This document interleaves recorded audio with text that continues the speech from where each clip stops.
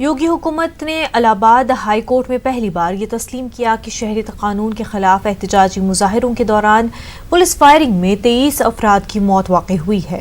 रियासती हुकूमत ने अदालत में यह भी एतराफ़ किया कि मुजाहरे के दौरान 87 अफराद शदीद तौर से जख्मी भी हुए हैं। 612 सफ़हात पर मुश्तमिल अपनी तफसीली रिपोर्ट में यूपी हुकूमत ने पुलिस फायरिंग में होने वाले अमवात की जांच के लिए SIT तश्कील देने की जानकारी भी दी है, लेकिन हुकूमत ने अभी तक सिर्फ 9 पुलिस वालों के खिलाफ FIR दर्ज की है। वाज़ेह रहे कि गुज़िश्ता 19 और 20 दिसंबर को अलीगढ़ समेत यूपी के मुख्तलिफ शहरों में शहरियत कानून के खिलाफ ज़बरदस्त एहतजाजी मुजाहिरे हुए थे। एहतजाजी मुजाहिरों के दौरान पुलिस ने फायरिंग की थी, जिसके नतीजे में कई अफराद मारे गए थे और दर्जनों अफराद शदीद तौर से जख्मी हुए थे। लेकिन योगी हुकूमत ने मुजाहिरे के दौरान पुलिस फायरिंग में किसी की भी मौत से इनकार करती रही। पुलिस तशद्दुद के खिलाफ इंसानी हकूक के लिए काम करने वाले सरकर्दा अफराद और तंजीमों ने अपनी तरफ से इलाहाबाद हाई कोर्ट में कई अर्जियां दाखिल की थी। उन तमाम अर्जियों पर समाअत करते हुए इलाहाबाद हाई कोर्ट ने यूपी हुकूमत से पुलिस फायरिंग पर तफसीली रिपोर्ट तलब कर ली थी। अब इस मामले में समाअत आइंदा 18 मार्च को होगी। देखिए, CAA और NRC को लेकर तमाम प्रदेश भर में जो हिंसा हुई थी उसमें बहुत जगह पर उपद्रव हुए थे, आगजनी हुई थी, बहुत से लोग मारे गए थे, बहुत से लोग घायल हुए थे। इसमें बॉम्बे हाई कोर्ट के एक अधिवक्ता ने एक application chief justice high court को भेजा था, जिसमें सुमोटो लेते हुए उसको PIL ट्रीट किया गया था। साथ ही साथ इसमें दर्जन भर से ऊपर PIL दाखिल की गई थी, जिसमें कहा गया था कि बहुत से लोग मारे गए हैं और राज्य सरकार अभी तक उनका खुलासा नहीं कर रही है। इस पर कोर्ट ने राज्य सरकार को निर्देशित किया था कि इसमें राज्य सरकार जो है जवाब दे कि इसमें अब तक घटना में कितने लोग पूरे प्रदेश में मारे गए हैं, साथ ही साथ कितनों के खिलाफ FIR हुई है, कितने पुलिसकर्मी इसमें दंडित किए गए हैं, किन लोगों की FIR दर्ज नहीं की जा रही है, जिसको लेकर राज्य सरकार की तरफ से 612 पेज का जवाबी हलफनामा कोर्ट में दाखिल किया गया है, जिसमें राज्य सरकार ने पहली बार ये स्वीकार किया है कि पूरे प्रदेश में जो घटनाएं हुई थी उन घटनाओं में 23 लोग मारे गए हैं, जिसमें 87 लोग गंभीर रूप से घायल हुए हैं और बहुत से लोग, इसमें सैकड़ों लोग जो मामूली तौर पर घायल हुए थे। साथ ही साथ ये भी माना है कि इसमें 9 FIR पुलिसकर्मियों के खिलाफ की गई है और इसमें बहुत सी एप्लीकेशन जो कि पेंडिंग है, जिसमें जांच चल रही है। चूँकि SIT का गठन राज्य सरकार ने कर दिया है, लिहाजा जो भी दरखास्तें हैं, जो भी जांच हैं, वो SIT को सुपुर्द कर दी गई है। इस पूरे मामले की रिपोर्ट जो कि 612 पेज की माननीय उच्च न्यायालय में दाखिल हो चुकी है और इस प्रकरण की सुनवाई माननीय मुख्य न्यायाधीश के समक्ष 18 मार्च को निश्चित है। शहरियत कानून के खिलाफ एहतजाज करने वाले मुअज़्ज़ज़ शहरियों के नाम और तस्वीरों के साथ लखनऊ में पोस्टर लगाए जाने के मामले में योगी हुकूमत ने अपना जवाब दाखिल करने के लिए इलाहाबाद हाई कोर्ट से मजीद वक्त मांग लिया है। गुज़िश्ता 9 मार्च को इलाहाबाद हाई कोर्ट ने अपने अहम फैसले में योगी हुकूमत को हुक्म दिया था कि वो लखनऊ के चौराहों पर लगाए गए मुअज़्ज़ज़ अफराद की तस्वीरों वाले पोस्टर्स को फौरी तौर से हटाएं। इलाहाबाद हाई कोर्ट के इस फैसले के खिलाफ योगी हुकूमत ने सुप्रीम कोर्ट से रुजू किया था। सुप्रीम कोर्ट ने इस मामले की समाअत के लिए 3 जजों की बेंच तश्कील दी। इलाहाबाद हाई कोर्ट में दाखिल अपने जवाब में यूपी हुकूमत ने कहा कि होली का त्यौहार और मामला सुप्रीम कोर्ट के ज़ेर समाअत होने की वजह से तफसीली जवाब दाखिल करने के लिए उसे मजीद वक्त दिया जाए। को लेकर जब हम प्रदर्शन हो रहे थे, जिसमें लखनऊ में कुछ उपद्रवियों की पोस्टर लगाए गए थे, जिसको लेकर माननीय उच्च न्यायालय ने सोमोटो लिया था और इसमें कोर्ट ने आदेश किया था कि ये जो पोस्टर लगाए गए हैं वो किसी कानून के तहत नहीं है, लिहाजा इनको तत्काल हटा दिया जाए और 16 मार्च तक इसकी जो है विस्तृत रिपोर्ट DM लखनऊ जो है रजिस्ट्रार जनरल के कार्यालय में पेश करेंगे, जिसके अगेंस्ट जो है राज्य सरकार सुप्रीम कोर्ट गई थी, जिसमें सुप्रीम कोर्ट ने भी उनको लार्जर बेंच में रेफर करते हुए वापस कर दिया था। उस कोर्ट के आदेश के अनुपालन में आज जो है उत्तर प्रदेश सरकार को यहाँ पर जब अपने हलफनामे के साथ पोस्टर हटाए जाने की विस्तृत रिपोर्ट जो है दाखिल करनी थी, लेकिन आज राज्य सरकार की तरफ से एक हलफनामा दाखिल किया गया, जिसमें कहा गया है कि चूंकि होली पड़ गई थी और तमाम व्यस्तता के कारण लॉ एंड ऑर्डर को देखते हुए इस विस्तृत रिपोर्ट के साथ DM लखनऊ जवाबी हलफनामा दाखिल नहीं कर सकते हैं, लिहाजा रिपोर्ट दाखिल करने के लिए और टाइम दे दिया जाए। और टाइम एक्सटेंशन की इस एप्लीकेशन के साथ जो है रजिस्ट्रार जनरल के यहाँ आज राज्य सरकार की तरफ से हलफनामा। इलाहाबाद में शहरियत कानून के खिलाफ 2 महीने से जारी रोशनबाग का एहतजाजी मुजाहरा अब पूरी तरह से NPR के खिलाफ मरकूज किया गया है। एहतजाजी धरने पर बैठी खवातीन का कहना है कि जिस तरह NRC के खिलाफ पूरे मुल्क में तहरीक चलाई गई है, उसी तरह NPR के खिलाफ भी तहरीक शुरू कर दी गई है। एहतजाजी खवातीन का कहना है कि NPR दरअसल NRC के बदले हुई शक्ल है। इलाहाबाद में रोशनबाग के एहतजाजी धरने को 2 महीने 4 दिन पूरे हो गए हैं। शहरियत तरमीमी कानून और एनआरसी के खिलाफ शुरू किया गया एहतजाजी धरना अब एनपीआर के खिलाफ मरकूज हो गया है। धरने पर बैठी खवातीन ने अब एनआरसी की तरह ही एनपीआर के खिलाफ महाज खोल दिया है। खवातीन का कहना है कि वो किसी भी हाल में एनपीआर के अमल में हुकूमत का ताउन नहीं करेंगी। किसी भी तरह का एनपीआर का हम फॉर्म नहीं भरेंगे, क्योंकि सरकार जो चाह रही है कि वो एनपीआर के जरिए एनपीआर को पहला कदम बना करके एनआरसी पूरे भारतवर्ष में कर दे, तो वो हम नहीं होने देंगे और इसलिए हम एनपीआर होने ही नहीं देंगे। एहतजाज में शामिल खवातीन का इल्जाम है कि एनपीआर दरअसल एनआरसी की ही बदली हुई शक्ल है। खवातीन का कहना है कि हुकूमत पार्लियामेंट में बयान देने के बजाय नया नोटिफिकेशन जारी करे ताकि एनपीआर को लेकर आवाम के दिलों में जो खौफ पैदा हो गया है उसे दूर किया जा सके। खवातीन का ये भी मुतालबा है कि जब तक हुकूमत अपने मुतनाज़ा फैसलों को वापस नहीं लेती है, एहतजाजी धरना यूं ही जारी रहेगा।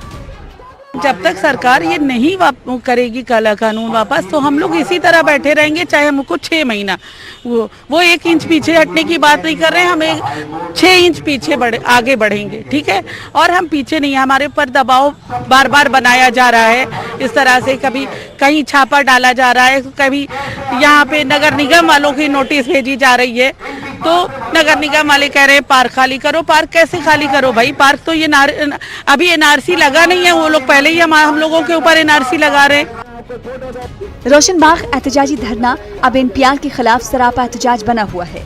खवातीन का हुकूमत पर इल्जाम है कि एनपीआर की आड़ में हुकूमत एनआरसी नाफिज करने की तैयारी कर रही है।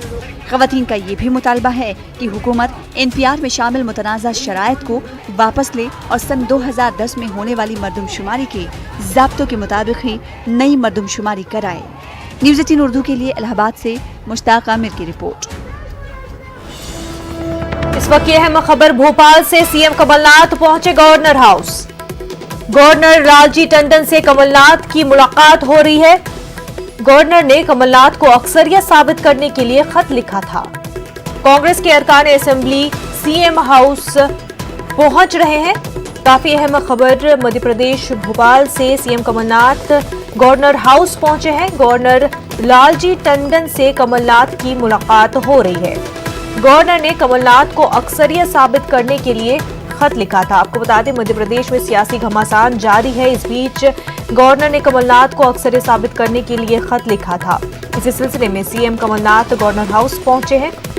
गवर्नर लालजी टंडन से कमलनाथ की मुलाकात हो रही है। साथ ही साथ कांग्रेस के असेंबली अरकान सीएम हाउस पहुंच रहे हैं।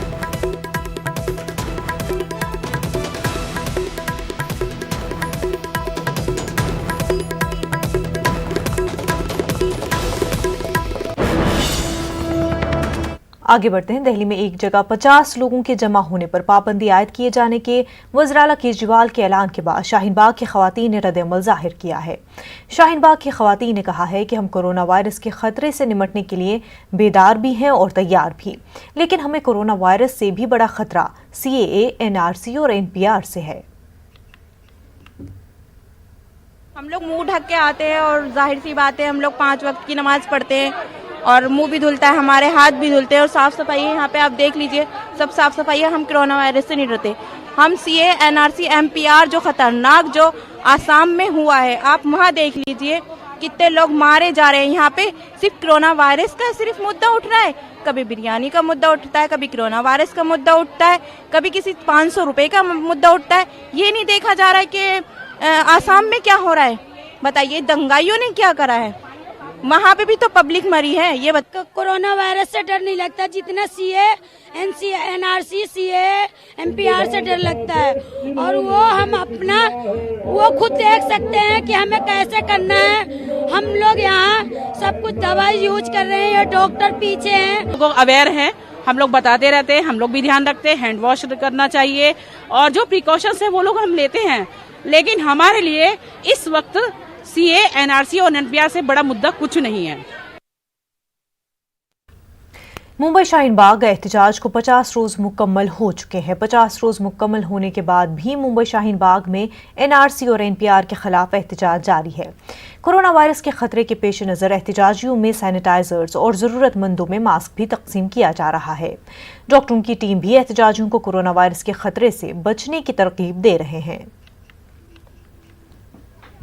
मुंबई के शाहीन बाग को 50 दिन का अरसा मुकम्मल हो चुका है। हमारे साथ यहाँ पर कुछ ख्वातीन हैं और आप देख सकते हैं कि 50 दिन मुकम्मल होने के बावजूद भी यहाँ पर जो है वो ख्वातीन का जमकटा लगा हुआ है। बड़ी तादाद में ख्वातीन यहाँ पर मौजूद है। सबसे पहले ये बताइए कि 50 दिन मुकम्मल हो चुके हैं, आपका मुतालबा क्या है? देखिए 50 डेज से हो गए हैं। नो डाउट कि हमारा जब प्रोटेस्ट स्टार्ट होता है बहुत ही संघर्ष के साथ आगे बढ़ा है। जो उसका होना चाहिए था तो वो नहीं हो पाया था, बहुत संघर्ष हुआ है। डे 1 से हमने जो मतलब बहुत ज़्यादा तकलीफ उठाई। मुंबई बाग ने आसानी से यहाँ तक नहीं पहुँचे। Shade mic and everything else हमें जो मिला है उसके पीछे बहुत ज़्यादा और बहुत लोगों की कुर्बानियाँ गई हैं। कुर्बानियाँ बहुत लोगों की गई हैं। तो ये हमारा प्रोटेस्ट बेसिकली सिर्फ इसीलिए है कि एनआरसी, एनपीआर और सीए हट जाए। किसी भी तरह गवर्नमेंट जो जिद पे है वो जिद पूरी ख़त्म करे। सवाल ये पैदा हो रहा है कि कुछ लोग ये कह रहे थे कि जिस तरह से दिन बढ़ते जा रहे हैं आगे, उस तरह से यहाँ पर जो है वो ख्वातीन की तादाद में कमी वाक़ई होती जा रही है। तो क्या आपको लगता है कि जो शुरू में जिस तरह से जोश था वो जोश जो है वो फ़िलहाल कम होता दिखाई दे रहा है? जोश तो बिल्कुल कम नहीं है, लेकिन हाँ एग्ज़ाम्स टाइम है, बोर्ड्स के एग्ज़ाम्स का टाइम है तो लोगों को थोड़ा इफेक्ट पड़ा है। बट एग्ज़ाम बाद वापस से वैसी तादाद बढ़ने की पूरी उम्मीद है। और ये है तादाद कम ज़्यादा होना ये तो चलता रहेगा, क्योंकि किसी का भी कुछ भी अप डाउन चलता रहता है। तो वो एक चीज़ हमेशा एक जैसी नहीं रहती है। और जो प्रोटेस्टर्स हमारे, उन लोगों का जोश कभी ना कम हुआ है ना होगा। लेकिन सवाल ये पैदा होता है कि क्या कोरोना वायरस की वजह से लोगों में खौफ है और उसी बुनियाद पर यहाँ पर जो है लोग आ रहे हैं? देखिए कोरोना वायरस क्या है, उससे ज़्यादा वायरस हमें आरएसएस का वायरस मिला हुआ है, जो हम नहीं चाहते। आरएसएस सबसे ज़्यादा वायरस है। हर साल यहाँ क्या होता है, मलेरिया, डेंगू, टाइफाइड से लोग इतने मरते हैं। हमारी गवर्नमेंट उस पर क्यों नहीं सुधार करती है? और ये जो एक वायरस, हम उसी तरह इस वायरस को भी देखते हैं और प्रिकॉशन लिया जा रहा है। कोरोना वायरस से लोगों की हिफाजत के लिए आप क्या क्या कर रहे हैं? हम लोग सैनिटाइज़र हैं, जो जगह जगह पे हम सैनिटाइज़र दिए जा रहे हैं यहाँ पे, और लोगों के हाथ में अपने हाथ से मेक श्योर कर रहे हैं कि वो लोग यूज़ करें इसको। और मास्क दिए जा रहे हैं, हम लोग मास्क बांट रहे हैं, सैनिटाइज़र यूज़ कर रहे हैं और क्लीनिनेस के ऊपर सेशन ले जा रहे हैं और हाइजीन के ऊपर हम लोग देख रहे हैं अपडेट। लोगों को डिस्पर्स करके बैठाया जा रहा है, दूर दूर बैठाया जा रहा है और किसी को फोर्स नहीं किया जा रहा है यहाँ पे बैठने। सब अपनी मर्जी से यहाँ पर आके बैठे हैं। आपके हाथ में मास्क है, आप मास्क भी बांट रही हैं, तो क्या आप लोग बता रहे हैं कि कोरोना वायरस से जो है वो किस तरह से बचा जा सकता है और उसके ताल्लुक से एहतियाती तदाबीर क्या है? सेशंस यहाँ पे रोज़ सेशंस हो रहे हैं। डॉक्टर्स लोग आके यहाँ पे रोज़ सेशंस ले रहे हैं कि किस तरीके से इसको प्रिवेंट किया जाए, क्या सिम्टम्स है, क्या हमें ख्याल रखना चाहिए इसको प्रिवेंट करने के लिए। क्लीननेस रहनी चाहिए और सब थोड़े थोड़े दूर दूर बैठने चाहिए। ये सब चीज़ें बेसिक इन्फॉर्मेशन सबको दी जा रही है, सबको मालूम है ये सब। मैं ऐड करना चाहूँगी 1-2 पॉइंट्स। जो लोग भी अगर हमें ऐसा थोड़ा सा भी डाउटफुल है, जिनको थोड़ी सी भी सर्दी का इफेक्ट है या कुछ है, उनका फ़ौरन हमारी डॉक्टर टीम्स है, उनका जो पूरा ट्रीटमेंट चालू कर रहे हैं और उनको हटाया जा रहा है। वैसे अभी तक तो ऐसा कोई हुआ नहीं है, बट हम लोग खुद इसको हम लोग कीन ऑब्जर्वर की तरह इसको नोटिस कर रहे हैं कि इस तरह कोई भी इस चीज़ पर किसी का भी इफेक्ट हो तो हम उसको फ़ौरन करें। हमारी डॉक्टर टीम इसमें बहुत ज़्यादा स्ट्रिक्टली काम कर रही है। आप देख सकते हैं कि 50 दिन का अरसा मुकम्मल होने के बावजूद भी और कोरोना वायरस के खौफ को फैलने के बावजूद भी जो है यहाँ पर ख़वातीन का जोश खरोश कम होने का नाम नहीं ले रहा है। ये ख़वातीन जो है यहाँ पर उसी अज़्म से बैठी हुई है जिस अज़्म से जो है वो पहले बैठी हुई थी और इनका एक ही मुतालबा है कि एनपीआर और एनआरसी को जो है वो ख़त्म किया जाए। कैमरा पर्सन संतोष दिस्से के साथ मोयुद्दीन, न्यूज़ 18 मुंबई। कोलकाता में सीएए, एनआरसी और एनपीआर के खिलाफ एहतजाज जारी है। शहर के मुख्तलिफ इलाकों में लोगों का धरना जारी है। राजा बाजार, शाहीन बाग धरना मंच में भूख हड़ताल पर बैठे मुजाहिरीन ने हुकूमत से असेंबली में एनपीआर पर करारदाद पास करने का मुतालबा किया है। आज रियासती असेंबली में तमाम सियासी जमातों के मेंबरान असेंबली को खत लिखकर धरना मंच के कारकुनान ने करारदाद पास करने की अपील की। असेंबली जो है वो एनआरसी और सीए के खिलाफ इससे पहले रेजोल्यूशन जो है वो पारित कर चुका है। तो हम चाहते हैं कि असेंबली में एनपीआर के खिलाफ भी एक स्पेसिफिक जो है रेजोल्यूशन पारित हो। वो इसीलिए ज़रूरी है क्योंकि जो गृह मंत्री हैं अमित शाह, उन्होंने जो बयान दिए हैं वो बोल रहे हैं कि डाउटफुल नहीं लिखा जाएगा, एनपीआर जब किया जाएगा तब डाउटफुल नहीं लिखा जाएगा, और बोल रहे हैं कि किसी का नागरिकता छीनने का कोशिश नहीं होगा, कोई मैंडेटरी डॉक्यूमेंट जो है नहीं मांगा जाएगा। ये सब जुबानी बातें हैं। हम चाहेंगे कि ये तमाम चीज़ लेके, एनपीआर लेके असेंबली में, अगर असेंबली पहले बंद भी हो जाए कोरोना वायरस का जो मसला चल रहा है उसको लेके, तो उससे पहले ही ये रेजोल्यूशन जो है असेंबली में पारित हो। अलीगढ़ मुस्लिम यूनिवर्सिटी के तलबा पर मुकदमात की तादाद में मुसलसल इजाफा हो रहा है। गुज़िश्ता दिनों अलीगढ़ शहर में फ़िरक़ावाराना फसाद के दौरान जाबहक हुए नौजवान मोहम्मद तारिक को खराज अक़ीदत पेश करने के लिए AMU तलबा ने कैंडल मार्च का इनेकाद किया था, जिसमें AMU तलबा बाब सैयद से बाहर निकल आए थे, जहां पुलिस और तलबा के दरमियान तकरार भी हुई थी। पुलिस का इल्जाम है कि शहर में दफ़ा 144 नाफिज है, जिसकी तलबा ने खिलाफ वर्जी की है। अब पुलिस ने इसी मामले में 10 तलबा को नामजद करते हुए दीगर 60 पर मुकदमा कायम किया है। आकोला में CAA और NPR के खिलाफ एक रोज़ा प्रोग्राम का इनेकाद किया गया, जिसमें जामिया तलबा के अलावा दूसरे समाजी कारकुनों ने भी शिरकत की। इस दौरान अवाम से मुकम्मल तौर पर NPR का बायकॉट करने की अपील की गई।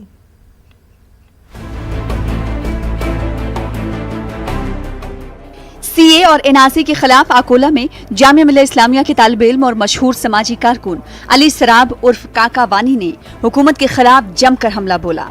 खेड़ करहाल में मुनक़दा एक तकरीब में ख़वातीन से इज़हार ख्याल करते हुए अली सराब ने कहा कि वो हुकूमत की चालों और मंसूबों का गहराई से जायजा लें। इस दौरान अली सराब ने वज़ीर दाखिला के NPR में D नहीं लगाने की बात को एक जुमला करार दिया। हमारा मकसद यही है NPR और NRC और CAA से ताल्लुक़ लोगों को जागरूक करना कि वो समझे कि ये हकीकत में है क्या। लेकिन अमित शाह के बाद खुद उन अमित शाह की बात ही काट रहे हैं कि उन्होंने कहा था NPR पहला स्टेज होगा NRC का। ऐसा नहीं करेंगे, किसी को संदिग्ध नहीं करेंगे, डाउटफुल सिटीजन में नहीं डालेंगे तो अच्छी बात है, लेकिन उनकी बातों को कम से कम मुसलमान तो भरोसा नहीं कर रहे उनके। दूसरी जानिब जामिया मिल्लत इस्लामिया की तालिब इल्म दिलनवाज हुसैन ने कहा कि वो चाहते हैं कि सबसे पहले लोग NPR का बाइकॉट करें। उन्होंने ख़वातीन को अहम रोल अदा करने की भी सलाह दी। बहुत सही रहा, उम्मीद से ज़्यादा बेहतर के जो यहाँ पे हमारे माँ और बहनों का जो जज्बा है ये बहुत मतलब कह सकते हैं काबिल तारीफ़ है, और मुझे याद दिला दी ज़ैनब अल-गज़ाली और मरियम जमीला उन जैसे ख़वातीन का, और मैं दुआ करता हूँ अल्लाह ताला इनको इसी अज़्म पे कायम रखें, क्योंकि अगर हमारी माँ और बहनें जाग गई तो दुनिया के किसी फ़ौज में वो ताकत नहीं कि वो हमें झुका सके। दी हेवन नामी तंजीम की जानिब से मुनक़दा इस प्रोग्राम को 2 नशिस्तों में तरतीब दिया गया था। पहले मरहले में सिर्फ ख़वातीन को मदऊ किया गया, जबकि दूसरे सेशन में मर्द हजरात इस प्रोग्राम में शरीक हुए। तंजीम की जानिब से आवाम से अपील की गई कि NPR का बाइकॉट करते वक्त नज्म का ख्याल रखा जाए और घर पर आने वाले हुकूमत के नुमाइंदों के साथ अच्छा सलूक किया जाए। न्यूज़ 18 उर्दू के लिए आकोला से रिजवान खान की रिपोर्ट। मालेगांव शहर में NPR के खिलाफ मुतफ़िक़ा लाहे अमल तैयार करने के लिए शहर के जज ट्रेनिंग सेंटर में तमाम सियासी जमातों और मजहबी कायदीन और नुमाइंदगान की मुश्तरका मीटिंग का इनेकाद किया गया, जिसमें ख़ास हिकमत हमली के साथ NPR के मुतल्लिक़ लाहे अमल तय किया गया। रज़ा अकेडमी मालेगांव की जानिब से मुनक़्क़िद इस मीटिंग में सभी शुरका की जानिब से 2 तजावीज़ सामने आई। एक, NPR का मुकम्मल बाइकॉट किया जाए और दूसरी, रियासी हुकूमत के ज़िम्मेदारान से मुलाकात की जाए। CAA और NRC के खिलाफ भारतीय संविधान सुरक्षा संघर्ष समिति के ज़ेर एहतमाम अमरावती के एयरपिन चौक पर भी गुज़िश्ता 65 दिनों से एहतजाजी धरना जारी है। कोरोना वायरस के डर से एहतजाजी धरना खत्म नहीं किया जाएगा, बल्कि एहतजाजियों की तादाद कम की जाएगी। ये जानकारी भारतीय संविधान सुरक्षा संघर्ष समिति के मेंबरान ने एक प्रेस कॉन्फ्रेंस में दी। मीडिया से बात करते हुए समिति के मेंबरान ने बताया, जैसे ही वायरस का असर मुल्क से खत्म हो जाएगा, वो फिर से इसी शिद्दत के साथ CAA और NRC के खिलाफ धरना देंगे। के वक्त धारा 144 के तहत शाहीन बाग की तर्ज पर मालेगांव शहर के हुसैन सेठ कंपाउंड में जारी खवातीन के एहतजाज को 53 दिन मुकम्मल हो चुके हैं। सुबह 10 बजे से रात 10 बजे तक NRC, CAA और NPR के खिलाफ खवातीन इसी मकाम पर एहतजाज कर रही हैं। रोज़ाना मुख्तलिफ अंदाज में एहतजाज कर NRC, CAA कानून की सख्त मुखालफत की जा रही है। मालेगांव के इस एहतजाजी पंडाल में रोज़ाना सैकड़ों खवातीन यकजा हो रही हैं। उनसे मकामी सरकारी अफसरान ने कोरोना वायरस की वजह से एहतजाज रोकने की गुजारिश की, लेकिन ख्वातीन ने कहा कि कोरोना वायरस से ज़्यादा खतरनाक ये काला कानून है। शहर तरमीमी CAA और NPR के खिलाफ महाराष्ट्र के थाना जिले की संविधान बचाओ संघर्ष समिति ने कल्याण भिवंडी बाईपास से महाराष्ट्र असेंबली तक आज बरोज़ पीर को पैदल मार्च निकालने का ऐलान किया था, जो कि मनसूख कर दिया गया। कोरोना वायरस के सबब पैदल मार्च मनसूख किया गया है। समिति के जिम्मेदारान ने बताया कि उनकी सीएम उद्धव ठाकरे से वजीर जितेंद्र उहाड़ के साथ मुलाकात हुई है, जिसमें सीएम ने एनपीआर को पुराने तर्ज पर ही कराने की यकीन दहानी कराई। शहरी तरमीमी कानून एनआरसी और एनपीआर के खिलाफ नांदेड़ में कुल जमाती तहरीक की जानिब से शुरू की गई एहतजाजी तहरीक को अब इलाकाई सतह पर वसी किया गया है। इस सिलसिले में आज नांदेड़ के पाकीज़ा फंक्शन हॉल में मराठवाड़ा की सतह का एक अहम और खुसूसी इजलास मुनक्किद किया गया। इजलास में नांदेड़ के अलावा औरंगाबाद, प्रभनी, हंगोली, जालना, लातूर, उस्मानाबाद के नुमाइंदे शरीक हुए। दहली फसाद मुतासरीन की इमदाद के लिए नांदेड़ में चिल्ड्रन सर्कल के बच्चों ने रिलीफ फंड जमा करके एक अनोखी मिसाल पेश की है। जमात इस्लामी हिंद की जानिब से बच्चों की इल्मी और फिक्री तरबियत के लिए उनमें अखलाकियात को फ़रोग देने के लिए बाज़ाब्ता चिल्ड्रन सर्कल के नाम से एक शोबा कायम किया गया है। आज चिल्ड्रन सर्कल के माहाना सकाफती प्रोग्राम के दौरान बच्चों ने अपने अपने रिलीफ फंड के डब्बे पेश किए। जमात के जिम्मेदारान ने इन डब्बों से रकम निकाल कर दहली रिलीफ फंड में रवाना की है। एनपीआर के सिलसिले में कौमी सतह पर एक फैसला लिया जाए। रियासत कर्नाटक के अमीर शरीयत मौलाना सगीर अहमद रशादी ने तमाम मिली तंजीमों से यह अपील की है। मौलाना सगीर अहमद ने कहा है कि एनपीआर के मुतालिक अलग अलग फैसलों से अवाम में तशवीश पैदा हो गई है। चंद तंजीमें एनपीआर को बायकॉट करने की बात कह रही है। चंद तंजीमों ने इस सिलसिले में कोई फैसला नहीं लिया है, लिहाजा मरकजी सतह पर एक फैसला लेने की ज़रूरत है। कोई भी कौम ऐलान नहीं करना चाहिए और हम इसी के पाबंद हैं।